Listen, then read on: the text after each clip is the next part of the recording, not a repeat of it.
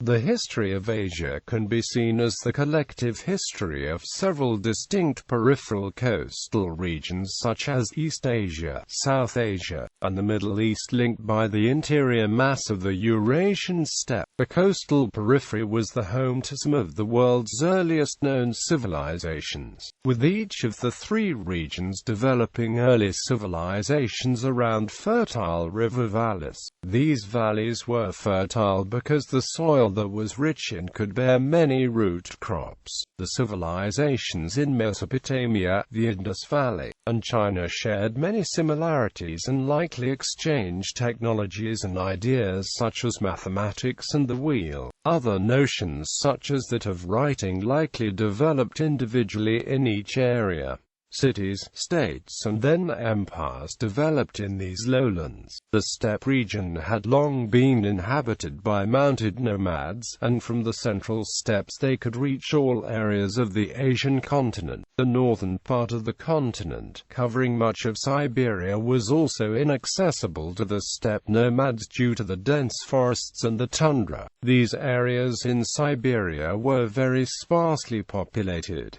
The center and periphery were kept separate by mountains and deserts. The Caucasus, Himalaya, Karakum Desert, and Gobi Desert formed barriers that the steppe horsemen could only cross with difficulty, while technologically and culturally the city dwellers were more advanced. They could do little militarily to defend against the mounted hordes of the steppe. However, the lowlands did not have enough open grasslands to support a large horse-bound force. Thus, the nomads who conquered states in the Middle East were soon forced to adapt to the local societies. Asia's history would feature major developments seen in other parts of the world, as well as events that would affect those other regions. These include the trade of the Silk Road, which spread cultures, languages, religion, and disease throughout Afro-Eurasian trade. Another major advancement was the innovation of gunpowder in medieval China, which led to advanced warfare through the use of guns.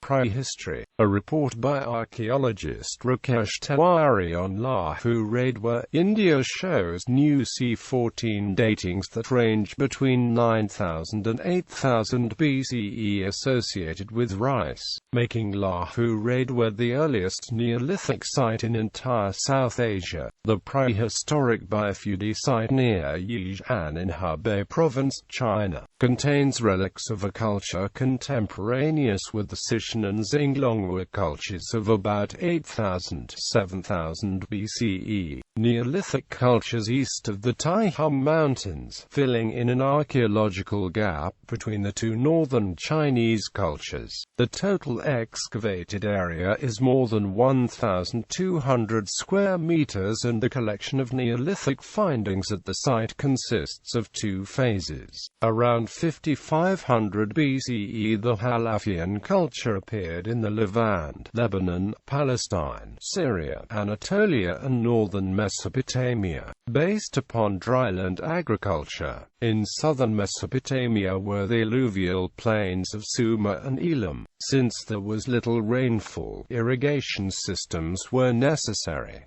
The Ubaid culture flourished from 5500 BCE.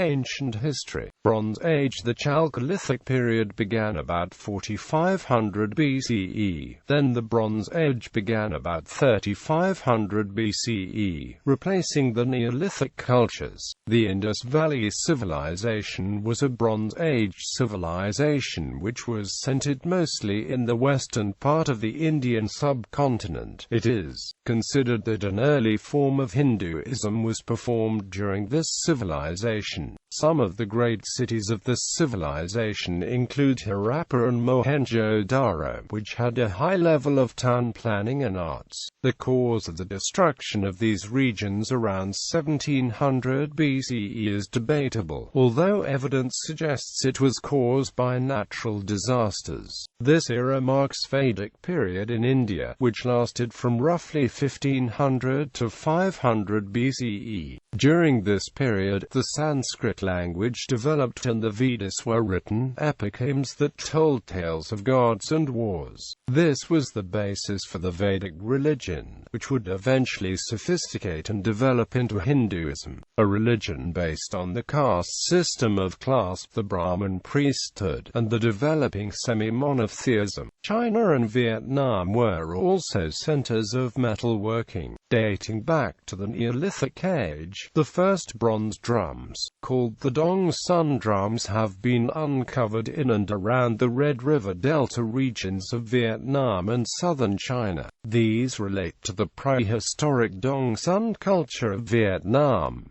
Song Da bronze drums surface, Dong Sun culture, Vietnam. In Ban Chiang, Thailand, bronze artifacts have been discovered dating to 2100 BCE. In Naongan, Burma, bronze tools have been excavated along with ceramics and stone artifacts.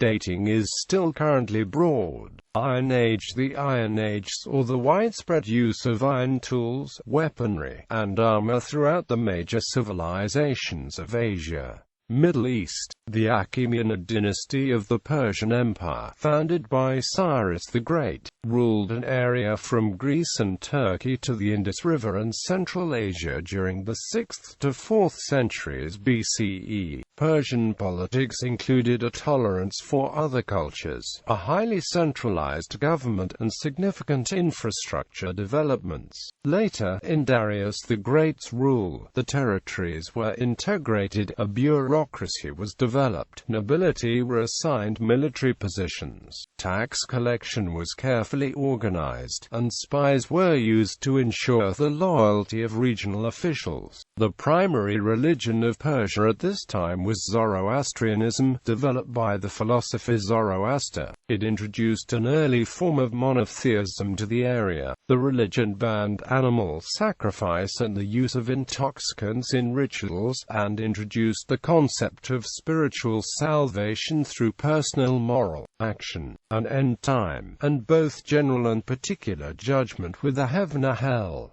These concepts would heavily influence later emperors and the masses. More importantly, Zoroastrianism would be an important precursor for the Abrahamic religions such as Christianity, Islam, or Judaism. The Persian Empire was successful in establishing peace and stability throughout the Middle East and were a major influence in art, politics, and religion. Alexander the Great conquered this dynasty in the 4th century BCE, creating the brief Hellenistic period. He was unable to establish stability, and after his death, Persia broke into small, weak dynasties including the Seleucid Empire, followed by the Parthian Empire. By the end of the Classical Age, Persia had been reconsolidated into the Sassanid Empire, also known as the Second Persian Empire. The Roman Empire would later control parts of Western Asia. The Seleucid, Parthian and Sassanid dynasties of Persia dominated Western Asia for centuries. India. The Maurya and Gupta empires are called the Golden Age of India and were marked by extensive inventions and discoveries in science, technology, art, religion, and philosophy that crystallized the elements of what is generally known as Indian culture. The religions of Hinduism and Buddhism, which began in Indian subcontinent, were an important influence on Southeast and Southeast Asia. By 600 BCE, India had been divided into 16 regional states that would occasionally feud amongst themselves. In 327 BCE, Alexander the Great came to India with a vision of conquering the whole world. He crossed northwestern India and created the province Bactria, but could not move further because his army was afraid of the foot soldiers of India. Shortly prior, the soldier Chandragupta Maurya began to take control of the Ganges River and soon established the Maurya Empire. The Maurya Empire was the geographically extensive and powerful empire in ancient India, ruled by the Mauryan dynasty from 321 to 185 BCE. It was one of the world's largest empires in its time, stretching to the Himalayas in the north, what is now Assam in the east, probably beyond modern Pakistan in the west, and annexing Balochistan and much of what is now Afghanistan at its greatest extent. India was united for the first time in the Maurya Empire. The government established by Chandragupta was led by an autocratic king, who primarily relied on the military to assert his power. It also applied the use of a bureaucracy and even sponsored a postal service. Chandragupta's grandson Ashoka greatly extended the empire by conquering most of modern-day India. He eventually converted to Buddhism, though, and began a peaceful life where he promoted the religion as well as humane methods throughout India. The Maurya Empire would disintegrate soon after Ashoka's death and was conquered by the Kushan invaders from the northwest, establishing the Kushan Empire. The conversion to Buddhism caused the religion to be associated with foreigners, and therefore a decline in its popularity occurred. The Kushan Empire would fall apart by 220 CE, creating more political turmoil in India. Then in 320, the Gupta Empire was established and covered much of the Indian subcontinent. Founded by Maharaja Shrigupta, the dynasty was the model of a classical civilization. Gupta kings united the area primarily through negotiation of local leaders and families as well as strategical intermarriage. Their rule covered less land than the Maurya Empire, but established the greatest stability. In 535, the empire ended when India was overrun by the Huns.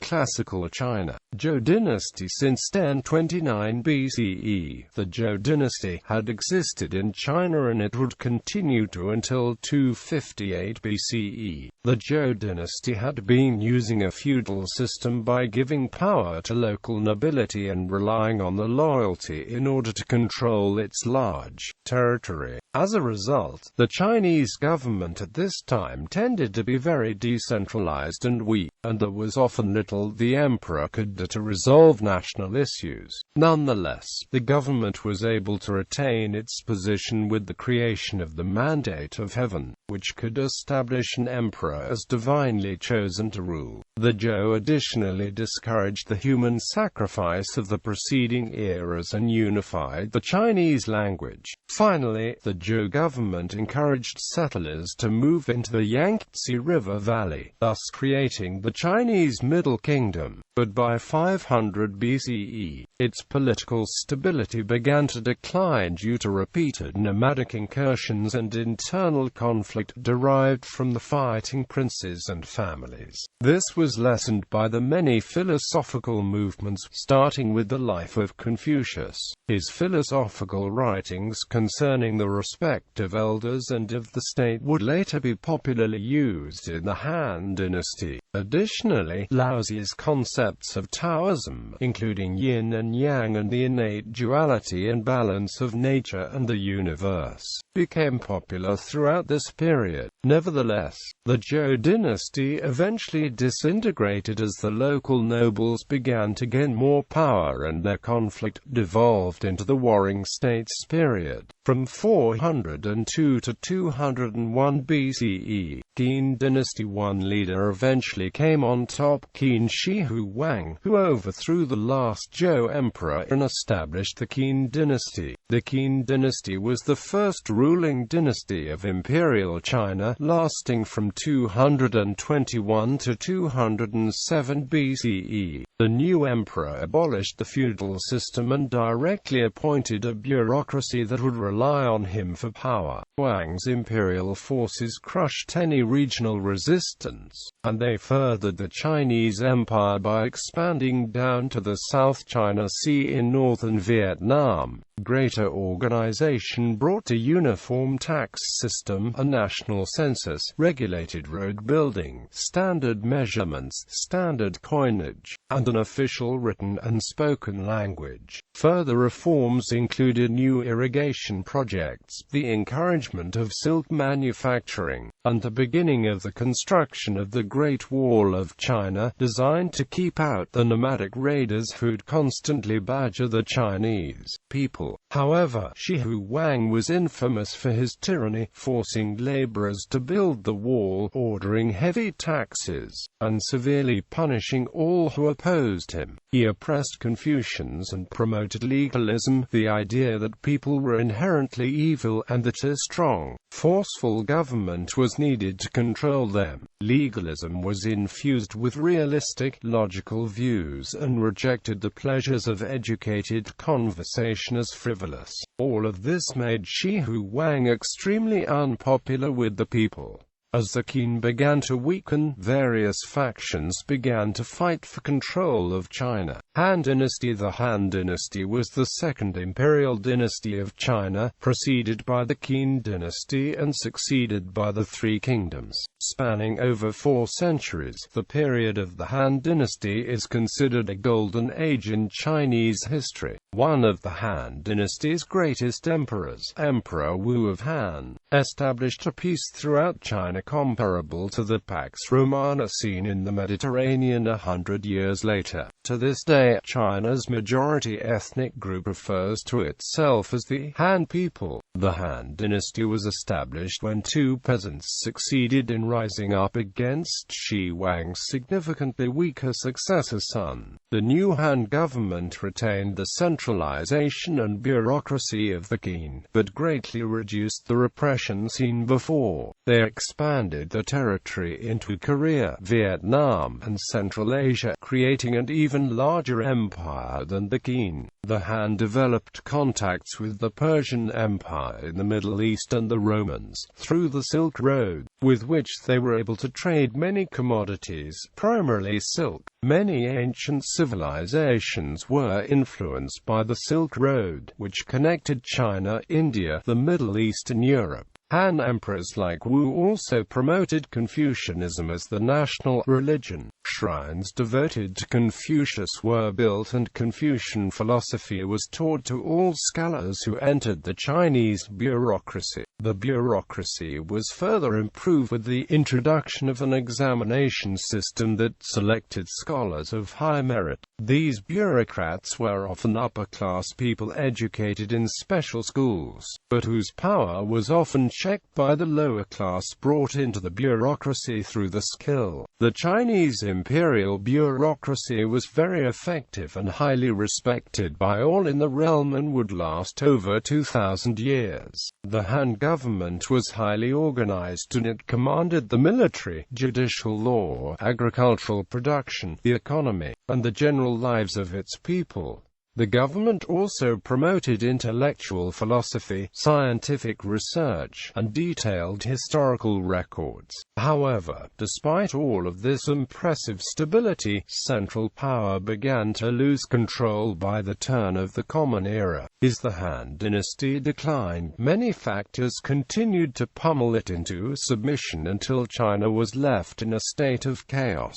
By 100 CE, philosophical activity slowed and corruption ran rampant in the bureaucracy. Local landlords began to take control as the scholars neglected their duties, and this resulted in heavy taxation of the peasantry. Taoists began to gain significant ground and protested the decline. They started to proclaim magical powers and promised to save China with them. The Taoist Yellow Turban Rebellion in 184 failed but was able to weaken the government. The aforementioned Huns combined with diseases killed up to half of the population and officially ended the Han Dynasty by 220.